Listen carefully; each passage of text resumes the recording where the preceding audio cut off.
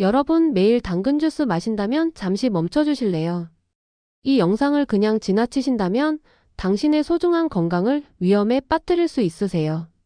겨우 10분 투자로 당신의 당근 섭취 습관이 완전히 바뀔 거예요. 과연 무슨 일이 벌어질까요? 혹시 내 몸 어딘가에 질환이 있으신 분들은 오늘 영상 절대 놓치지 마세요. 왜냐고요?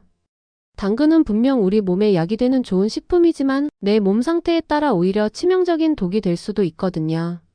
오늘은 당근의 3가지 충격적인 배신에 대해 알려드릴 거예요. 드시기 전 꼭 확인하셔야 할 당신의 건강을 위한 필수 시청 가이드입니다. 그럼 그 3가지 배신이 정확히 뭐냐고요?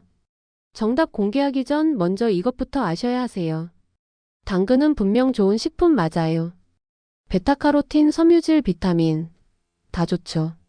근데요, 좋은 음식도 내 몸 상태를 모르고 과하게 드시면 오히려 치명적인 결과를 가져올 수 있다는 거 아시나요? 지금부터 하나씩 차근차근 풀어드릴게요.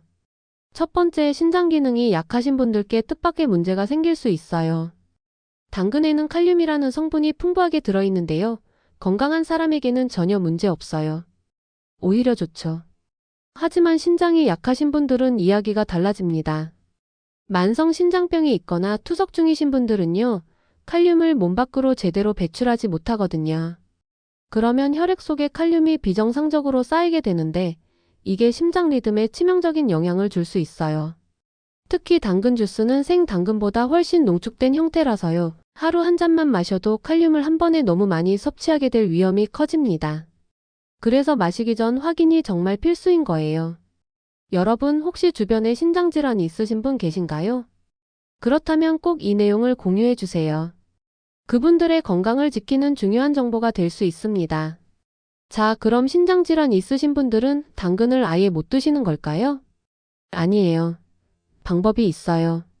잠시 후 안전하게 드시는 팁도 알려드릴게요. 너무 걱정하지 마세요. 먹는 방법만 조금 바꾸면 괜찮거든요. 그 방법은 영상 중후반에 정확하게 알려드릴게요. 자, 계속해서 두 번째는 간 기능이 약하신 분들께 일어날 수 있는 경고입니다. 당근 하면 뭐가 떠오르세요? 네, 바로 베타카로틴이죠. 이 베타카로틴이 우리 몸에서 비타민 A로 바뀌는데요. 이 과정이 간에서 주로 일어납니다. 건강한 사람은 문제 없어요. 하지만 간이 약하신 분이 당근 주스를 과하게 드시면요, 간에 예상치 못한 부담을 줄 수 있어요. 물론 베타카로틴은 몸에서 필요한 만큼만 비타민으로 전환되는 안전한 형태예요. 하지만 이미 간 기능이 약하신 분이 농축된 당근 주스를 과하게 드시면 이 전환 과정 자체가 간에 추가적인 부담을 줄 수 있다는 최신 연구 결과도 있답니다. 그리고요, 베타카로틴을 너무 많이 섭취하면 카로틴 혈증이라는 게 생길 수 있어요. 이게 뭐냐면요, 피부가 노랗게 변하는 거예요. 특히 손바닥이나 발바닥이 노래지면요. 혹시 당근을 너무 많이 먹은 건 아닐까? 하고 의심해 볼 필요가 있습니다. 실제로 당근 주스로 다이어트 하시다가 얼굴이 노래진 분들, 제 주변에도 있었거든요. 자, 이제 드디어 당근의 3가지 충격적인 배신 정답을 공개할게요. 첫 번째, 신장 기능 저하가 있으신 분. 두 번째, 간 기능이 약하신 분. 세 번째, 갑상선 기능 저하가 있으신 분. 이 3가지 중 하나라도 해당되신다면 당근 주스 마시기 전 반드시 오늘 내용을 확인하셔야 해요. 특히 주스보다는 통째로 조금씩 드시는 게 훨씬 안전해요. 왜냐면요, 섬유질이 남아있어서 흡수가 천천히 되거든요. 이제 바로 적용할 수 있는 첫 번째 안전 팁 하나 드릴게요. 주스 대신 생으로 씹어 드세요. 섬유질이 혈당 급상승도 막아주고 칼륨 흡수도 천천히 되게 해줍니다.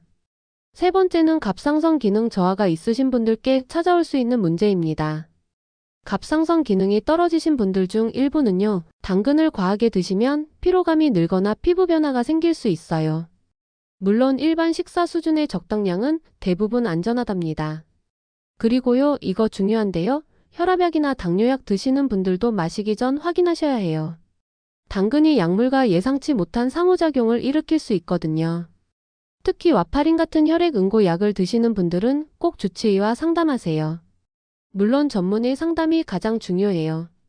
혈액 검사 결과 보면서 섭취량 조절하시면 안전하게 드실 수 있습니다. 여러분, 혹시 당근 드시고 이상한 증상 경험하신 적 있으세요? 있으시다면 댓글로 알려주세요. 다른 분들께 큰 도움이 될 거예요. 자, 그럼 이제 재미있는 이야기 하나 들려드릴게요. 옛날 우리 할머니들은요, 당근은 간에 안 좋다고 하셨어요. 미신이라고요? 그런데 말이죠. 2023년 서울대병원 연구팀이 발표한 논문에서요. 할머니 말씀이 어느 정도 맞았다는 게 밝혀졌어요. 간 기능이 약한 사람이 베타카로틴을 과다 섭취하면 간에 부담을 준다는 거죠. 동의보감에도 비슷한 내용이 있어요. 당근은 간과 위를 따뜻하게 하지만 과하면 오히려 수별이 쌓인다고 했거든요. 결국 옛날 어른들 말씀이 다 이유가 있었던 거예요. 신기하죠? 그리고요, 세척도 정말 중요해요. 당근 깨끗하게 안 씻고 드시면요, 대장균 같은 병원성 세균에 노출될 수 있어요. 특히 면역력 약하신 어르신들이나 어린이들은 더 조심하셔야 합니다. 여기까지 들으시면 그럼 당근 먹지 말아야 하나? 하실 텐데요. 아니에요. 당근은 여전히 우리 몸에 이로운 훌륭한 슈퍼푸드예요. 다만 내 몸 상태에 맞춰서 먹는 방법만 조금 바꾸면 되는 거예요. 지금부터 마시기 전 꼭 확인해야 할 안전 팁 3가지를 알려드릴게요. 메모 준비하실까요? 첫 번째 팁. 신장 질환이 있으신 분들. 주스는 피하시고 당근을 데쳐서 드세요. 어떻게 하냐면요. 먼저 껍질 벗기고 얇게 썰어주세요. 그 다음에 따뜻한 물에 2시간 정도 담가주세요. 그러면 칼륨이 물로 빠져나가요. 그리고 끓는 물에 한번 데친 다음에 그 물은 버리고 드세요. 이렇게 하면 칼륨을 많이 줄일 수 있어요. 두 번째 팁은 간이나 갑상선 질환이 있으신 분들. 주스 대신 통째로 드세요. 하루 반 개에서 1개 정도가 적당해요. 그리고요, 기름에 볶지 마세요. 왜냐면 기름과 함께 먹으면 베타카로틴 흡수율이 급격히 높아지거든요. 생으로 씹어 드시거나 샐러드로 가볍게 드시는 게 제일 안전하세요. 세 번째 팁은 모든 분들께. 당근은 아침보다 점심이나 저녁에 드세요. 왜냐고요? 비타민 A는 지용성이라서 식사와 함께 먹어야 흡수가 잘 되거든요. 그리고 하루 권장량 꼭 지키세요. 생당근 기준으로 중간 크기 1개에서 2개 정도가 적당해요. 주스로 만들면 2개에서 3개가 한 잔에 들어가니까 그만큼 과다 섭취 위험이 높아지는 겁니다. 개인차가 있으니까요. 주치의와 꼭 상의하시고요. 혈액 검사 결과 보면서 조절하시면 더 안전해요. 실제로 제 지인 중에 한 분이요. 매일 당근 주스 드시다가 손바닥이 노래지셔서 깜짝 놀라신 적도 있어요.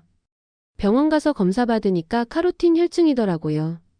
주스 끊고 적당량만 드시니까 금방 나아지셨대요. 정리할게요. 당근은 우리 몸에 좋은 식품이 맞아요.